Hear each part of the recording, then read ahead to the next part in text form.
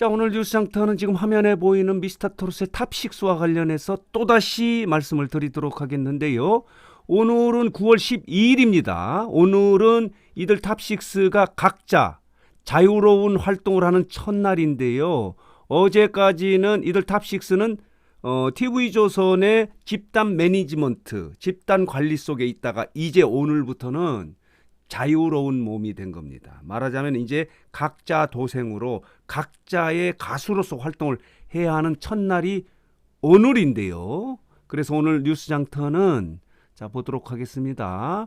미스터트롯의 탑6의 1년 6개월의 여정에 밝은 면과 어두운 면, 말하자면 명암을 한번 정리해서 여러분들에게 말씀을 드려볼까 합니다. 물론 미스터트롯의 경연 이후 탑7, 탑6의 활동은 밝은 면이 엄청나게 많았습니다. 그렇지만은 다시 잘 정리해보면은 좀 어두운 면도 있지 않았겠는가 이렇게 생각이 들어서 뉴스장터가 미스터트롯 탑6 1년 6개월의 명암, 긍정적인 면과 부정적인 면을 한번 분석 정리해서 여러분들에게 말씀드리도록 하겠는데요. 여러분도 한번 생각해 보시기 바랍니다. 밝은 면은 무엇이었고 어두운 면은 과연 무엇이었을까?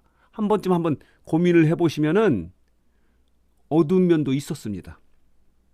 물론 밝은 면이 대부분입니다. 그래서 오늘 뉴스장터는 미스터트롯의 1년 6개월의 명암에 대해서 말씀을 드리도록 하겠는데요.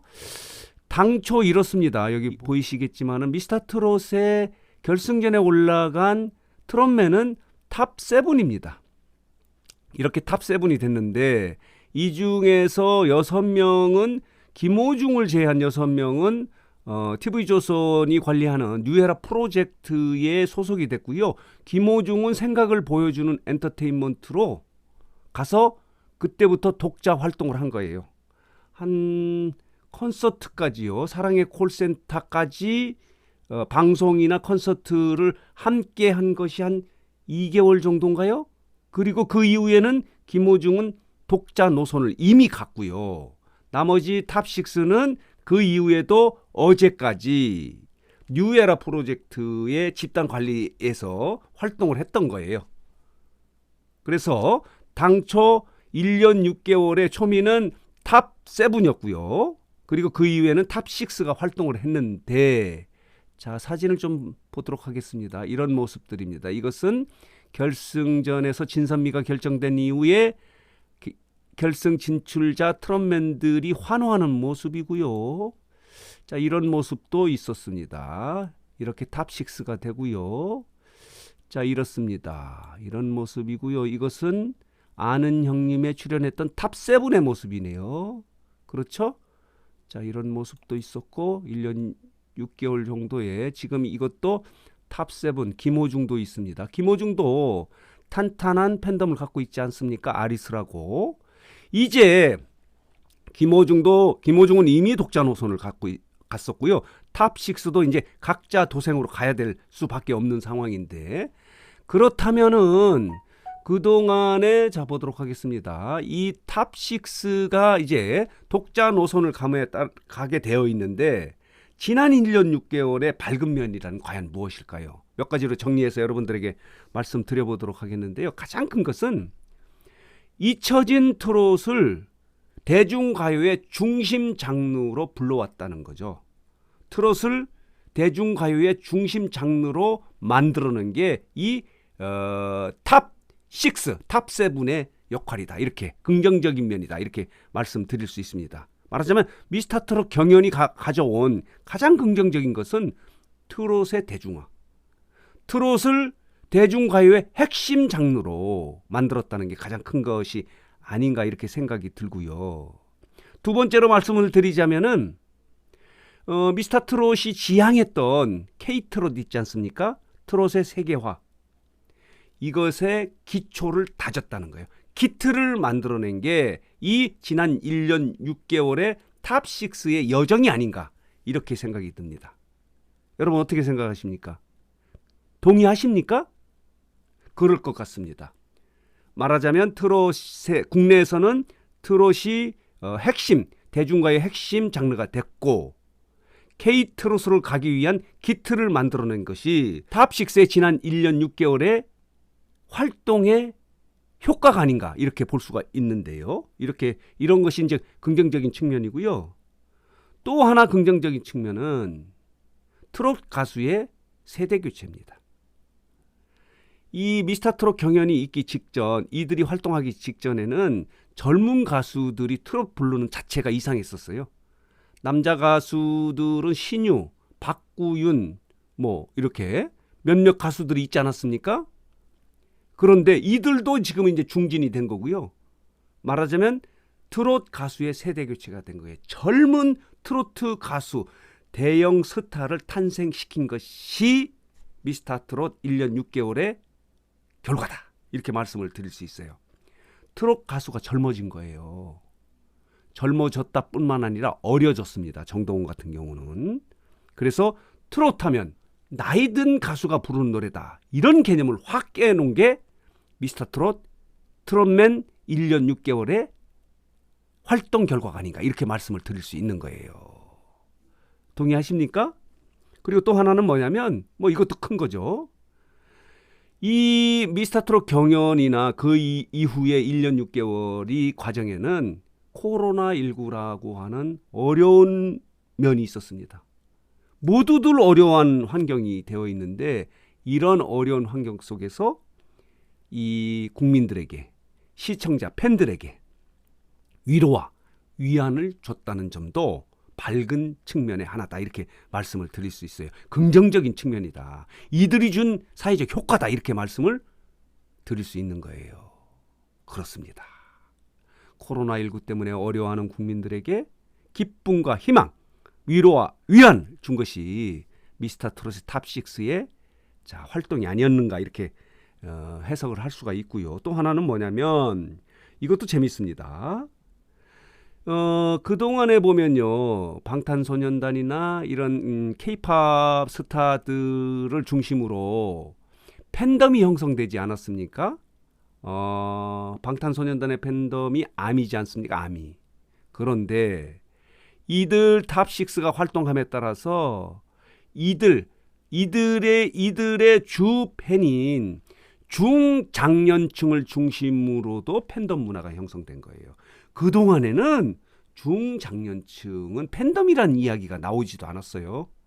팬덤 그러면 젊은 팬들의 모임, 활동 이렇게 봐줬는데 이들이 활동함에 따라서 중장년층도 이제 팬덤 문화 속에 들어간 거예요. 대표적인 게 영웅시대지 않습니까?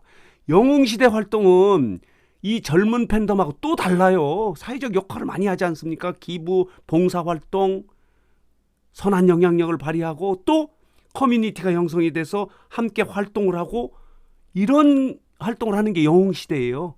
좀 또 다릅니다. 새로운 팬덤 문화가 중장년층으로 형성된 것도 이 효과지만은 이 중장년층의 팬덤 문화는 또 달라요.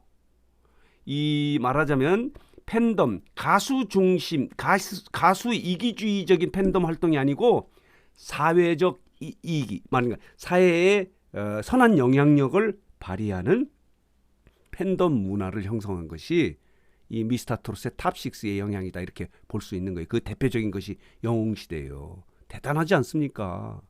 지난해 수재위원금으로 8억 9천만 원을 만 몇 명의 그 팬클럽 회원들이 모아서 수재위원금을 내지 않습니까? 그러면서 보람을 느끼지 않습니까?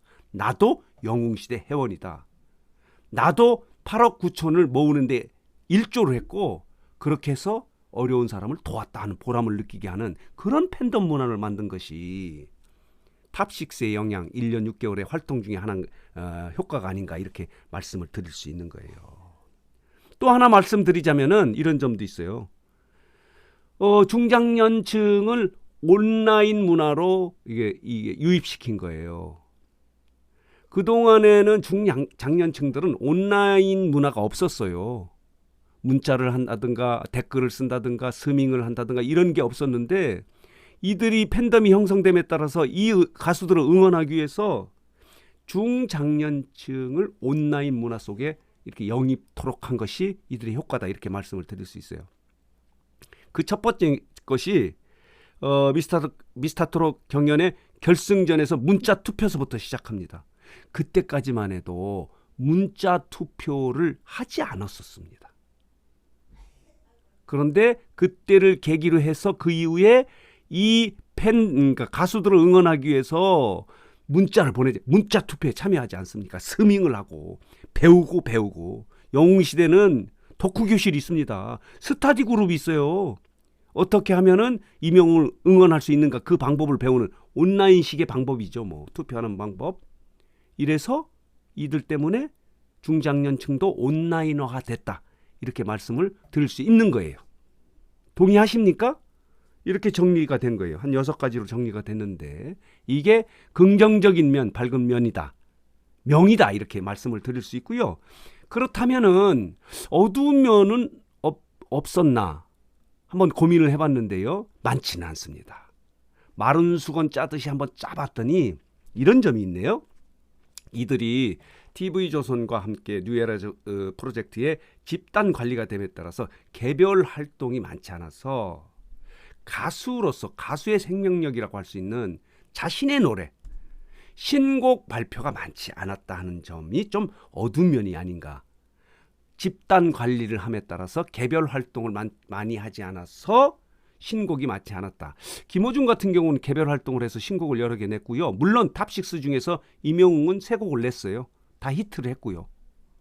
물론 다른 트롯맨들도 신곡이 있지 않습니까? 영탁은 이불, 정동원도 신곡이 있고 이찬원은 편의점, 김희재는 따라와, 장민호는 사는 게 그런 거지 뭐 이런 신곡이 나와 있는데 그렇게 히트는 치지 못했고요. 이명웅은 뭐 경연 이후에 3개의 신곡을 내서 다 히트를 쳤는데 물론 이명웅 같은 경우도 있는데 신곡 발표가 많지 않았다는 점도 좀 암이면 어두운 면이면 어두운 면이 아닐까 이렇게 볼 수가 있고요.